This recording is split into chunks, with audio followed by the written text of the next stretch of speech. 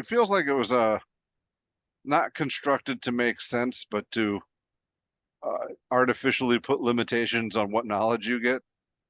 Kind of, yeah. It's like you don't get It's, secrets, but you get anything they would otherwise say. if if you're drawing from its memory, why don't you get secrets? Yeah.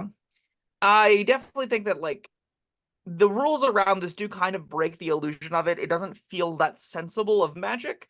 Hmm. At the same time, you don't want to just be like, okay, we need to know how to open this vault. Great, I kill him. Now we know how to open the vault. Although I'm not gonna lie to you, I think that'd be like totally fair for the feature to do.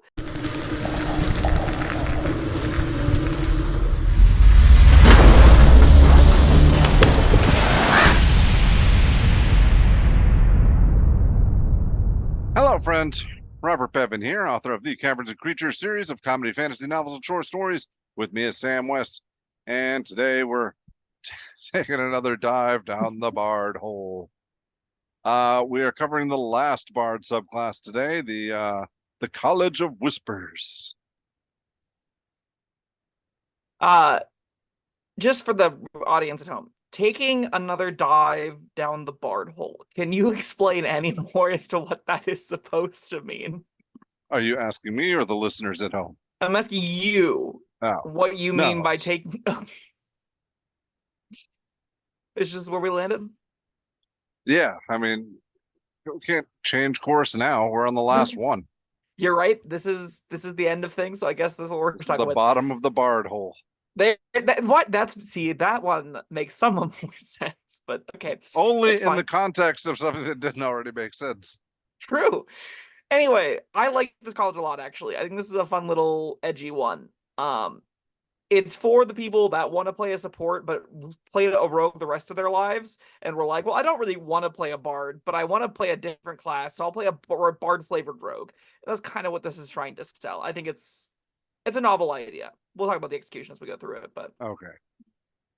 we start with Psychic Blades. So at third level, you gain the ability to make your weapon attacks magically toxic to a creature's mind. When you hit a creature with a weapon attack, you can expend one use of your Bardic Inspiration die to do a bonus 2d6 psychic damage to it. You can do this once per round. The psychic damage increases when you reach certain levels to 3d6 at 5th level, 5d6 at 10th level, and 8d6 at 15th level. And that is a pretty close approximation to Sneak Attack, right? Yeah. Like at third level, it'll be 2d6. At 5th level, it'll be 3d6. Now you miss the 4d6 and the 7d6, but otherwise that scaling is like, it's a little bit worse than Sneak Attack, but still it's pretty close. And how many bardic Um, inspirations do we get? I think it's a Charisma mod. Okay. So 3, then 4, Yeah. then 5. Uh, this is just going to become a thing you do by default if you want to use it, right? This is the kind of thing where you pick up a short bow or you pick up a dagger and you start just doing rogue stuff, but a little bit worse sometimes, and then you also are a full caster. That's fine. I don't hate that. Yeah. That's not the greatest thing ever, but the fact that there's no prerequisites, you don't have to like have advantage on the attack roll, you don't have to need an ally nearby. You can just kind of use these when you want them. You get to kind of cosplay as a rogue for a little bit in combat, while other times you're like throwing out saber dies or charms or supportive spells. Like there's a lot of different stuff you can do with it. I think it Or actually leaves regularly room for using finessing. your bardic inspiration. Yeah, I think you're gonna almost never default to doing that if you pick this option, because I think this is kind of the reason you pick this option. But maybe you're like happy to throw up one of them as a support ally to Yeah. hit, and the other will four go to Psychic Blades. Any other thoughts? No, I mean, yeah, this is neat, but it depends on how you want to play it. Because I like the other third level option better. Great, so that's Words of Terror. Also, at third level, you learn to infuse innocent seeming words with insidious magic that can inspire terror. If you speak to a humanoid alone for at least a minute, you can attempt to seed paranoia and fear into its mind. At the end of the conversation, it makes a wisdom saving throw against your spell save DC, or is frightened of you or another creature of your choice. The target is frightened in this way for an hour until it is attacked or damaged, or until it witnesses its allies being attacked or damaged. Target succeeds in the saving throw, it has no hint you tried to frighten it. Once you use this feature, you can't again until you finish a short or long rest. That last line Okay. of text probably didn't need to be there. No. I say I like this. I like the flavor of it. It's a real Hannibal Lecter kind of thing. Sure. I don't know how good it would be in execution though, I think because will good. I'm just thinking like, all right, you can feasibly get alone with somebody that you want to frighten, whisper your insidious magic or whatever. But that's you gotta speak to them for a minute. And then like it's not like regular frightened effects where like I mean this way I don't know it stops working if they're attacked or damaged, or if it witnesses its allies being attacked or damaged. There's a lot of um I don't A know, lot of sorry my your brain, it's okay. It does yes end in about a billion different ways. yeah I think this is, again, like you said, it's conceptually pretty cool. I don't think it works that well in most situations. Now, that's not to say you can't find any situations to use it for. The fact that you can make it afraid of other things that's makes it a neat. fun little roleplay tool. Yeah, like this is the Yeah, kind of thing where you talk to the shopkeep and make them irrationally afraid of that one bee or that other customer or, some other event. You can use this to kind of stage and start events in motion if you want to feel like the Moriarty mastermind. I think this kind of plays into that, right? Because you're sowing one person's fear of another, and it's for a decent chunk of time. It really does kind of fall apart a little bit to me if any kind of conflict or skirmish arises from this fear, it immediately ends. well, any That's violent conflict, I mean, Yeah, but like that's not, the bar is very low. Conflicts like yes, a shove could qualify as an attack, right? And that yeah. disables this. So I think that there are a little. This could have been better. This could have been better in a lot of different ways. But I think a player that really wants to use it will definitely find, and like you have to engineer scenarios for this to work, as opposed to Mhm. finding it's a tool that you'll pull out to solve different problems, right? I tend to like split things into two camps, or the spells like or it spells like feign death, where you have to like find ways to like engineer ways to engage it as part of a plan, or features that are like fly, which are just incidentally solutions to problems. This definitely isn't the prior camp. This is definitely something you have to No, engineer scenarios around it for to do anything. yeah, Whereas, psychic blades, you just can always bust out in combat and do some bonus damage, and it'll be fine. yeah. I think The Words of Terror is going to play better at some tables than others, For and sure. I wouldn't. I wonder how much I would enjoy playing at those tables because I want to be able to use this, but I'm not sure if I'd like the rest of the game. A lot of it, I think, looks like a pretty roleplay heavy, not Yeah, always serious, but comparatively more serious game, right? Where players are looking to topple governments. Players are looking to do espionage and infiltration and intrigue and caring deeply about NPC motivations and stuff. That probably plays really well at those tables comparatively. Whereas if you're just like going around killing bugbears and crashing through dungeon doors, I have a hard time seeing this having much of any use whatsoever. Except like, screwing with the bartender. yeah. So, and maybe, hey, you use it to screw with the bartender once for a short rest. That's probably fine. I do think this level 3 isn't the most powerful thing in the world, especially just because, again, you're a full caster, so you don't have a lot of incentive to make attack rolls, but every once in a while you will do one. The fact that the Words of Terror competes with your Bardic Inspiration is a bummer, and Mantle or Words of Psychic Blades competes with your Bardic Inspiration. I'm sorry, bit of a bummer. And Words of Terror is, as we just kind of touched on, not that remarkable of a feature. So I think altogether, this isn't a powerful starting point. You're not getting a ton of new stuff to do, but you're a full caster. It's not the end of the world. It definitely fulfills the fantasies that I think it's trying to sell. Like you'll be able to do what it promises, which is a bar some other subclasses don't meet. All right, I've got one. Oh, okay. All right, you're a low level party. Mm-hmm. There's one big ogre in the cave, but he's like in his little side room, and Okay. you want to go steal his treasure, but you don't necessarily want to fight him. Mm-hmm. So you say, "Hey, you are afraid of this slug," and you put the slug on the ground. He can't leave his room. You just go haul out his treasure. You tell him for a minute that this slug is the most terrifying thing you've ever seen in your life, and Yeah. he just kind of nods his head vacantly at you, and yeah, sure. I can see that happening for sure. It is funny if you get that thing to happen, though. I'm all on board for that. If you can convince someone that you're like, oh, I'm just a buddy, I'm just here, I'm one of the crew. You're really I'm, afraid of the slug now. That's probably I've ways to just engineer that, tried right? to spread the word about the dangers of this slug. Yep. I'm doing a Just tell public them service. that story where it's like, hey, you got $1 million, but if this slug touches you, you die. And he'll be like, I got $1 million. We're like, yeah, but if this slug touches you, you die. And then you put the slug down. Good times. Anyway, Mantle of Whispers are our 6th level feature that we move into. So at 6th level, you get the ability to adopt a humanoid's persona. When a humanoid dies within 30 feet of you, capture its shadow using your reaction. You retain the shadow until you use it or finish a long rest. You can use this shadow as an action. When you do so, it vanishes, magically transforming into a disguise that appears on you. You now look like the dead person but are healthy and alive. The disguise lasts an hour where you end it as a bonus action. While you're in the disguise, you gain access to all the information that humanoid would freely share with a casual acquaintance. That line of text could mean anything.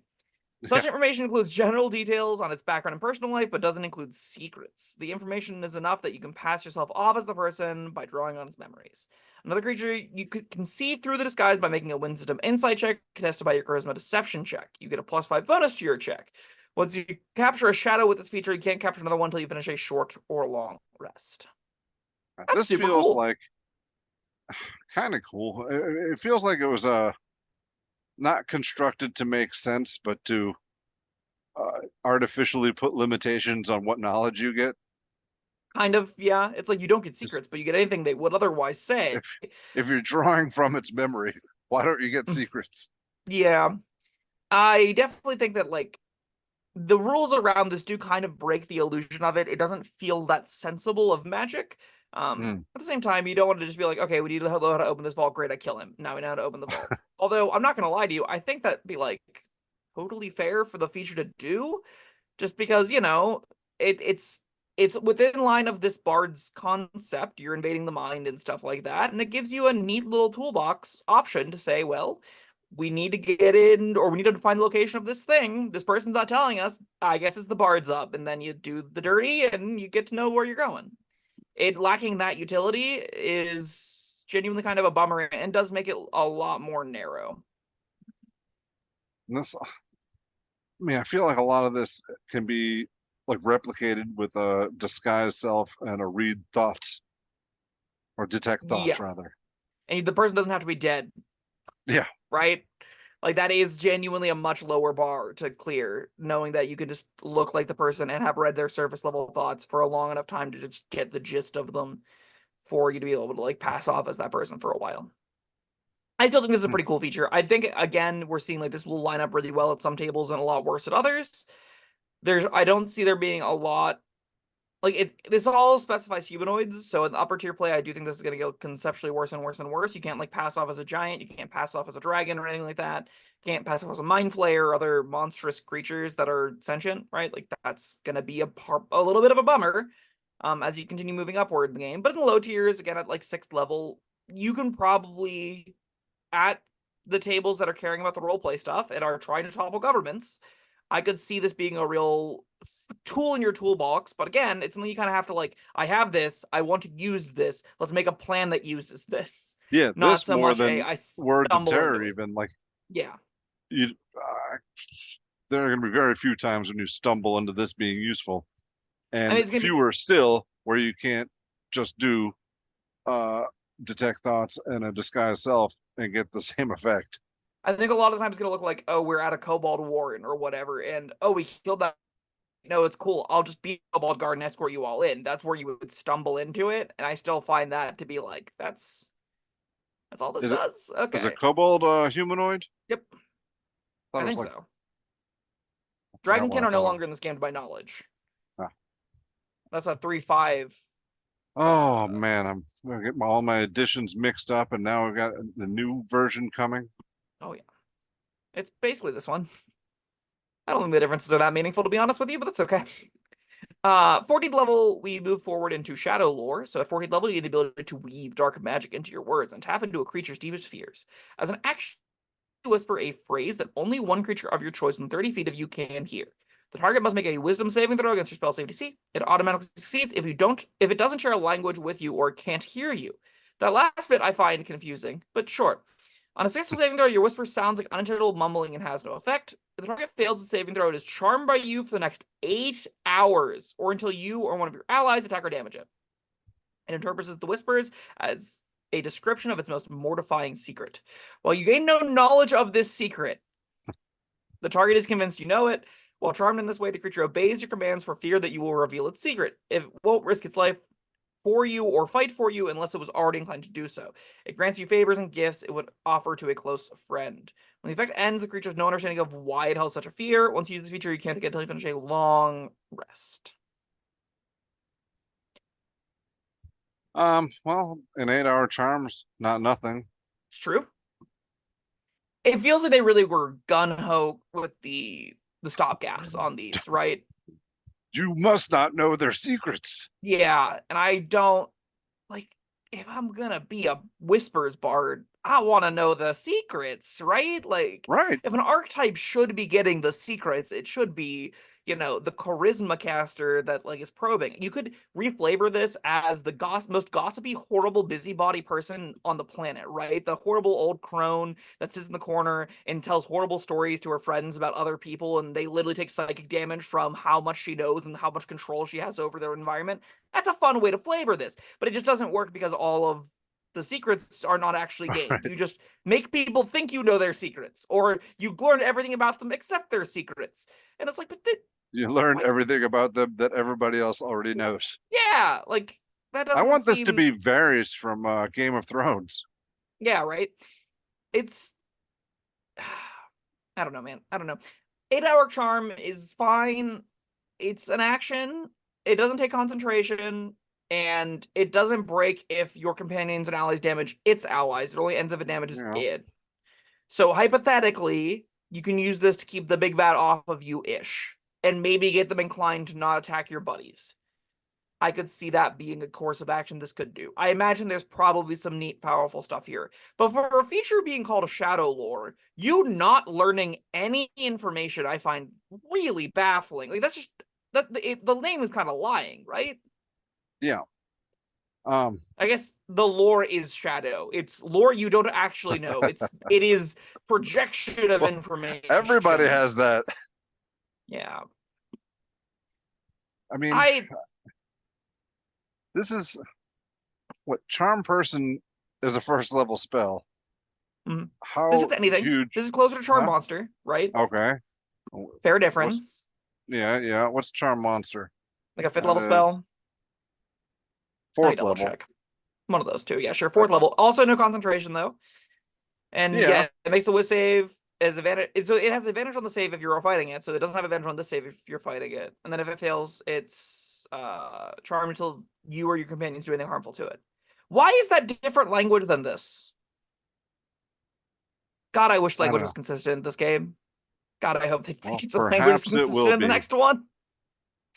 I'm not confident that that'll be the case, especially because like everything's backwards compatible. That's just we'll talk about it later. We'll talk about it later, I promise. But so okay, while we're not necessarily the highest on what these features don't do, I do think these features still do things, and I think those things are interesting and definitely sell the fantasy that this is offering, right? This is saying you want to be a scoundrel, you want to be a shadowy bard that is sneaking in the dark and is stabbing people and is, putting on this mantle of terror and horror. You are comfortably on the sidelines trying to sow discord.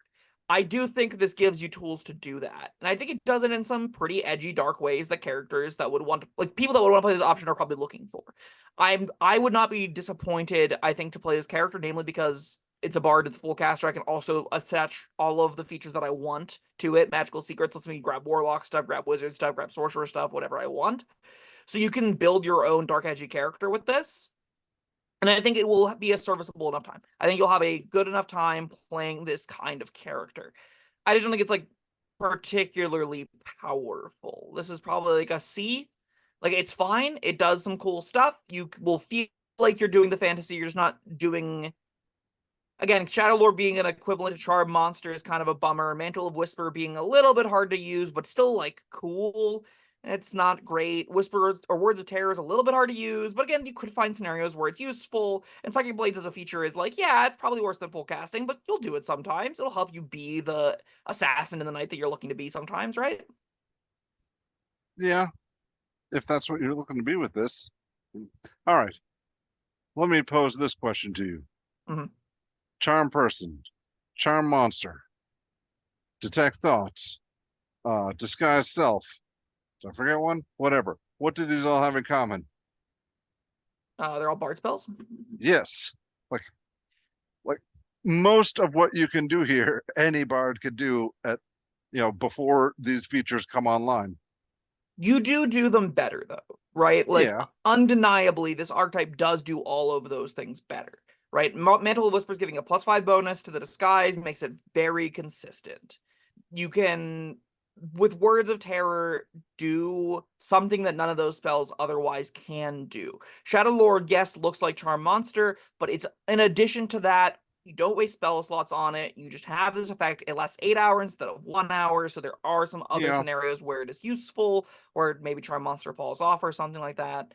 I do think there are scenarios where you either want both on your sheet, like you want to be all of that and more, that this option will give you the ability to do all of that. I definitely agree, though, that if you want to present what this is, but also want other features, you definitely can play a different Bard and make that happen too. If you don't care about the weapon damage, if you don't care about the sneak attack angle that this is offering, you probably can build your own Whispers Bard with 4 Bard spells Right. and some other direction or angles from different subclasses, right? I could see an Yeah. Eloquence Bard, whatever Bard gets Silver Tongue, doing a really good impression of this and just probably having a little bit more on average useful features.